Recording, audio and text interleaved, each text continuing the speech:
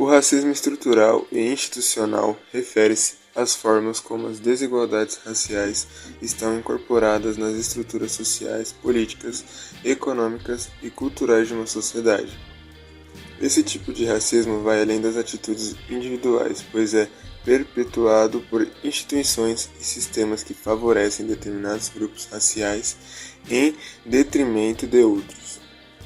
No Brasil, por exemplo, isso se manifesta em áreas como sistema educacional, mercado de trabalho, habitação e justiça criminal, onde as pessoas negras frequentemente enfrentam desvantagens sistemáticas. Por exemplo, estudos mostram que a população negra tem menos acesso à educação de qualidade e está desproporcionalmente representada nas classes sociais mais pobres, perpetuando um ciclo de exclusão social. Pesquisas sobre esses temas podem investigar como políticas públicas reforçam ou combatem essa desigualdade e quais são as soluções para promover a justiça racial. Racismo no mercado de trabalho. No mercado de trabalho, o racismo se manifesta por meio de barreiras de entrada, desigualdade salarial, falta de representatividade em cargos de liderança e discriminação em processos seletivos. Pessoas negras frequentemente enfrentam desafios adicionais para acessar oportunidades de emprego e ascender profissionalmente, mesmo quando possuem qualificações semelhantes às de pessoas brancas no Brasil. Estudos relevam que a diferença salarial entre brancos e negros persiste, mesmo em funções equivalentes. Além disso, práticas discriminatórias sutis, como associar nomes raciais a candidatos menos qualificados, continuam sendo observadas. Pesquisas nessa área podem explorar estratégias para aumentar a inclusão racial, como programas de diversidade em empresas e ações afirmativas que promovem equidade no ambiente corporativo. Interseccionalidade e racismo. O conceito de interseccionalidade explora como diferentes formas de opressão, como racismo, sexismo e homofobia, se cruzam e se intensificam. No caso de mulheres negras, por exemplo, a combinação de racismo e machismo resulta em experiências de discriminações únicas, tanto no ambiente doméstico quanto no profissional. Da mesma forma, pessoas negras LGBTQI+, enfrentam múltiplas camadas de preconceito, lidando simultaneamente com a homofobia e o racismo. Esses desafios tornam a luta por igualdade ainda mais complexa para esses grupos.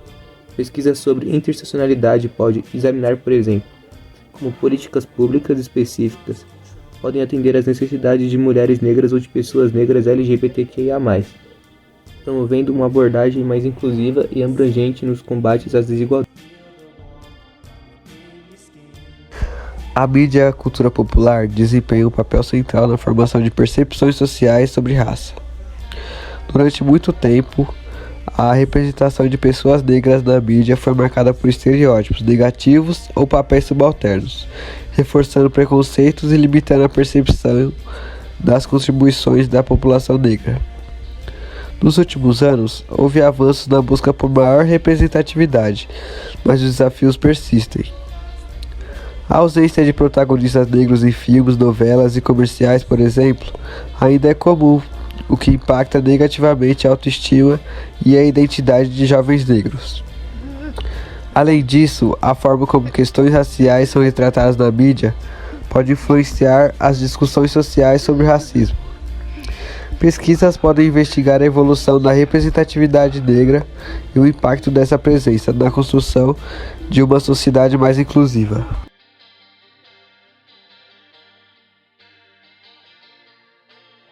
Eu escutei mais uma vez gritos racistas vindo da torcida do Valência. Isso é para o Vinícius Júnior. Inadmissível. Inadmissível. É lamentável o que acontece nos gramados da Espanha com Vinícius Júnior. A dor de uma luta diária. Desculpa, eu só queria jogar futebol, só quero fazer de tudo pelo meu clube e pela minha família.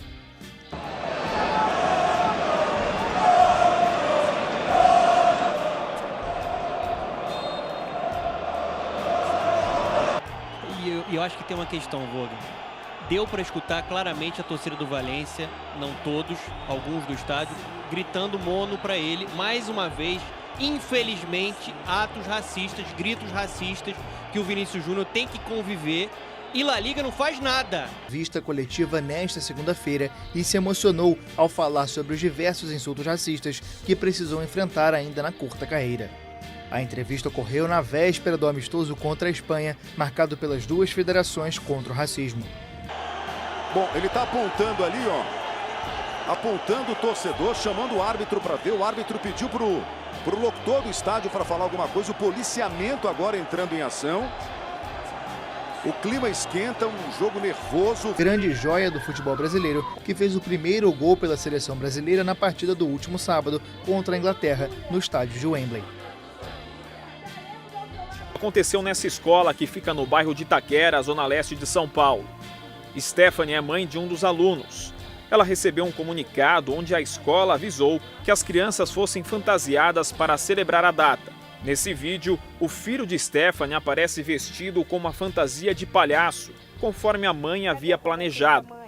Mas durante a celebração, o menino de apenas 3 anos de idade foi filmado usando uma máscara de macaco.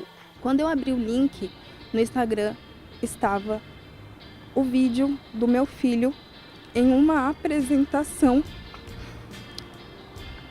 com a máscara de macaco. Os funcionários da escola.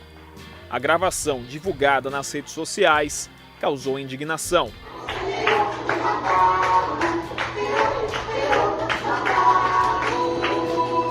Eu não podia estar ali, mas ali tinham pessoas que poderiam proteger ele daquele momento. Que as máscaras estavam disponíveis aos alunos, mas os instrutores não forçaram a utilização de nenhuma delas.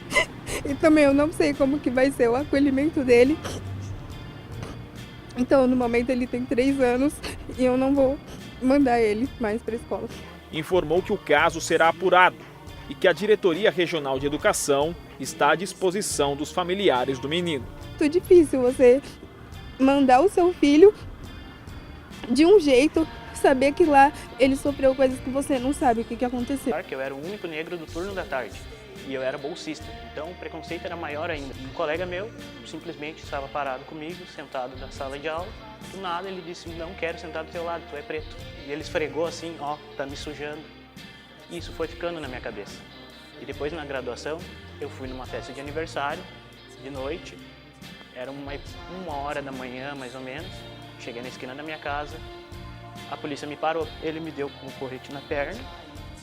E disse, abre essas pernas, negrinho, não te faz de louco, eu sei que tu quer assaltar. Levantei e tal, ele pediu meus documentos. Peguei minha carteira de identidade, o cartãozinho da universidade e o meu crachá.